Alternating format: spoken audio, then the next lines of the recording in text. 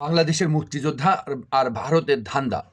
সম্প্রতি বাংলাদেশের মুক্তিযোদ্ধা কেনু ডাকাতের ব্যাপার নিয়ে ভারত আবার সেই ১৯৭১-এর মুক্তিযোদ্ধা ধান্দা শান দিচ্ছে। বিষয়টি একেবারে পানির মতো সহজে বোঝা যাচ্ছে। মুক্তিযোদ্ধা কেনু ডাকাতকে কারা জুতার মালা পরিয়েছে? কেনু ডাকাত কিন্তু সরাসরি বলেছে জামাত শিবিরের ক্যাডাররা এটি করেছে। জামাতে ইসলামের মৌলবাদীদের দোষর জামাত শিবিরের ক্যাডারেরা আমার গলায় ছুরি বসাই দিছে এবং আমার লাথি মারে আর বলে মালাউনের দালালেরা তোদেরকে জবাই করি, হাড় মাংস সব ছিটাই দিমু, খুঁজি পাওয়া যাবে না। এখানে তো ভিডিও আছে, এলাকাবাসী ভালো করেই জানে কে বিএনপি, কে আওয়ামী লীগ আর কে জামাত বা ইত্যাদি ইত্যাদি। এই ডাকাত প্রায় ১.৫ ডজন মানুষকে হত্যা করেছে। তার প্রতি মানুষের ক্ষোভ ছিল। কেনু ডাকাত কত মানুষকে খুন করেছে তার ঠিক নেই। এই কেনু ডাকাত মুক্তিযোদ্ধা নাম ব্যবহার করে আওয়ামী লীগের সময়ে তার অযাচিত দাপটে মানুষের শান্তিতে বাস করার সুযোগটা কেড়ে নিয়েছিল। খুনি, সন্ত্রাসী, ভণ্ড মুক্তিযোদ্ধা ব্যবসায়ী, কাঁঠালের বার্গার খেকো আওয়ামী লীগ এই কেনু ডাকাতদের মতো খুনিদের, কেসিনো ব্যবসায়ীদের, এস আলমের মতো লুটেরাদের যাকে পেয়েছে তাকেই দলে ভিড়িয়েছে।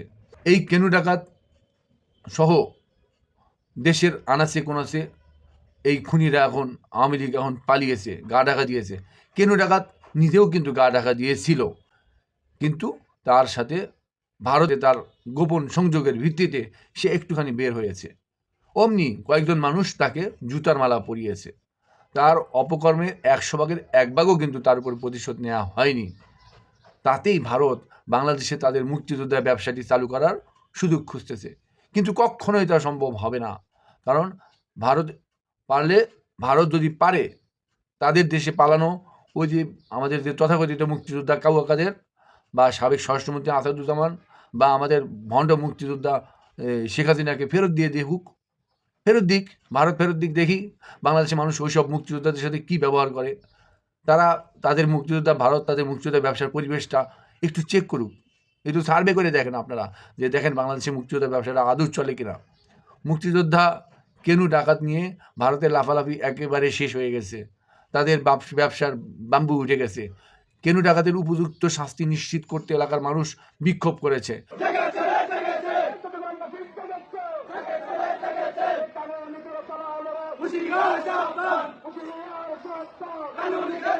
যারা এইসব খুনি আওয়ামী লীগকে আশ্রয় প্রশ্রয় দিবে তাদেরকে মানবতার দুশ্মন, দেশদ্রোহী এবং মুনাফিক ইত্যাদি তকমা দিয়ে উপযুক্ত শাস্তি নিশ্চিত করা হবে। দেশের কোনো সুনাগরিক বা সচেতন নাগরিক এই খুনি আওয়ামী লীগারদের আশ্রয় প্রশ্রয় দিতে পারে না। তারা যত ঘনিষ্ঠই হোক, আপন ভাই হোক আর যাই হোক, এই খুনিদের কখনো আশ্রয় প্রশ্রয় দেওয়া ঠিক হবে না। আপনি যদি দেশের নাগরিক হন, আপনি যদি বাংলাদেশকে ভালোবাসেন, আপনি যদি মীর জাফরের রক্ত ধারণ না করেন, আপনি যদি ওই মুনাফিকদের পেতাত্তা না হয়ে থাকেন, তাহলে এই খুনিদের কখনোই আশ্রয় প্রশ্রয় দিতে পারেন না, দেশের মাটির সাথে গাদ্দারি করতে পারেন না। এই খুনিদের প্রশ্রয় দিলে সে অবশ্যই দেশদ্রোহী মুনাফিক হিসেবে অন্তত নিজে আত্ম উপলব্ধি করতে পারবে যে আমি আমার একজন ঘনিষ্ঠ আওয়ামী লীগেরকে আশ্রয় প্রশ্রয় দিয়েছি। এই মাটি আমাকে ক্ষমা করবে না। মাটি আমাদের মা। এই মাটিতে আমরা বাস করি। এই মাটিতে বাস করে একজন খুনিকে আশ্রয় প্রশ্রয় দিতে পারি না, অপরাধীকে আশ্রয় প্রশ্রয় দিতে পারি না। ওরা মানবতার দুশ্মন। ভারত শেখ হাসিনাকে আশ্রয় প্রশ্রয় দিয়েছে, এর দায় তাকে বহন করতেই হবে ভারতকে। ভারত অন্য এই ডিবি হারুনের মতো যাদেরকে আশ্রয় প্রশ্রয় দিয়েছে তার দায় নিতেই হবে, তাদেরকে অবশ্যই তাদের ফেরত দিতে হবে। আমরা চাই যদি কোনো রাজনৈতিক দলের কর্মী এই খুনি আওয়ামী লীগারদের আশ্রয় প্রশ্রয় দেয় আর এটা আমরা খুঁজে বের করতে পারি, তাহলে ওই দলকে অবশ্যই এর উপযুক্ত শাস্তি, দৃষ্টান্তমূলক শাস্তি জাতির সামনে পেশ করতে হবে। তা না হলে ওই রাজনৈতিক দলকে আমরা রাজনীতি করতে দেবো না বাংলাদেশে। এটা আমাদের ২৪-এর আন্দোলনকারী এবং সকল যোদ্ধা এবং শহীদ পরিবারের প্রাণের আকুতি। আমরা চাই এই খুনি আওয়ামী লীগাররা কোথায় বাংলাদেশের কোনো মাটিতে আশ্রয় না পাক। আমরা তাদেরকে খুঁজে বের করব। কেনু ডাকাতের মতো গা ঢাকা দেয়া এই ডাকাত বের হয়েছিল, অমনি তাকে জুতার মালা পরানো হয়েছে, এরা সামান্য শাস্তি দেওয়া হয়েছে। এতে ভারত লাফালাফি করেছে। এই কেনু ডাকাতের আমরা উপযুক্ত শাস্তি নিশ্চিত করতে চাই। তার ভারত কানেকশানের বিষয়টা খতিয়ে দেখা হোক। সর্বোপরি বাংলাদেশের মুক্তিযোদ্ধা নিয়ে ভারতের এই মুক্তিযোদ্ধা ব্যবসা লালবাতি জ্বালাতে হবে।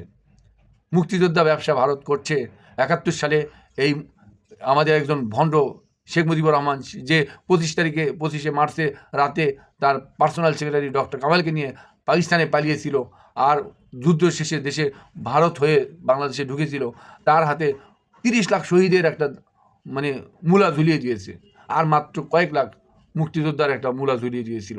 আরে ভাই, 30 লাখ শহীদ হবে, মুক্তিযোদ্ধা কম হবে কেন?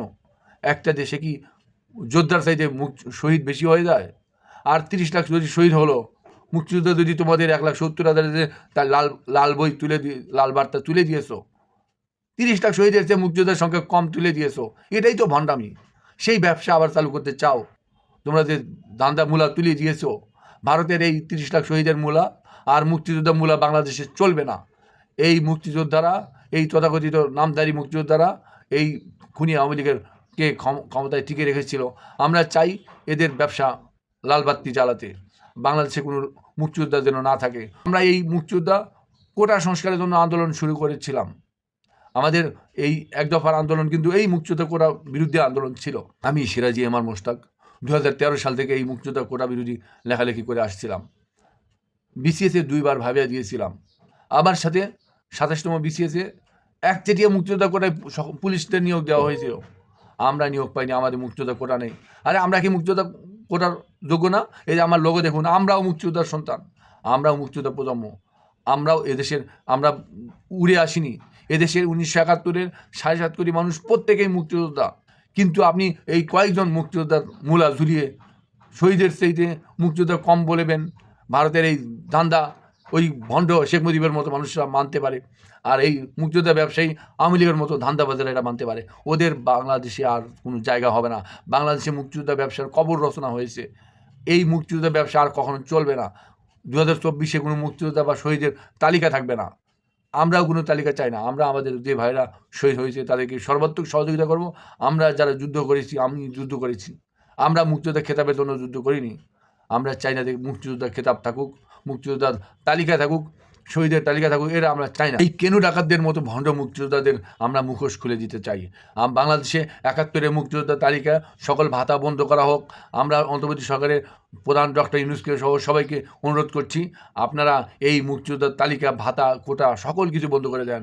এখনও সকল নিয়োগে সর্বক্ষেত্রে মুক্তিযোদ্ধার তালিকা, মুক্তিযোদ্ধা কোটা বাস্তবায়ন করা হচ্ছে। এর তীব্র নিন্দা জানাচ্ছি। 24-এ আন্দোলনকারী সকল ভাই, সকল বোন, সকল শহীদ পরিবারের ভাই বোনদেরকে আমি অনুরোধ জানাচ্ছি, আপনারা সোচ্চার হন। আমাদের এই 24-এর আন্দোলন কিন্তু মুক্তিযোদ্ধা কোটা সংস্কার আন্দোলন থেকে শুরু হয়েছে। সেই আন্দোলন ভিন্ন খাতে প্রবাহিত করার সুযোগ দিতে পারি না। আমরা এই কেনু ডাকাতের ব্যাপার নিয়ে ভারতের মুক্তিযোদ্ধা ব্যবসা খতম করে লালবাতি জ্বালাতে চাই, এবং এই সুযোগে 71-এর মুক্তিযোদ্ধা তালিকা, সকল কোটা ভাতা বন্ধ করা হোক, এই মর্মে বিনীত অনুরোধ জানাচ্ছি কর্তৃপক্ষের প্রতি। আমরা চাই না যে আর একবার এই কোটার জন্য আবার আন্দোলন করি। যদি আন্দোলন করতে হয়, এবার আরও ভয়ঙ্কর আন্দোলন হবে। আমরা চাই না যে এই মুক্তিযোদ্ধা ভাতা থাকুক, ওই ভাতা দেশের কাজে লাগান, ওই কোটা মেধার ভিত্তিতে নিয়োগ দেন, আর কোনো মুক্তিযোদ্ধা কোটায় নিয়োগ যেন না হয়। এরা ধন্যবাদ।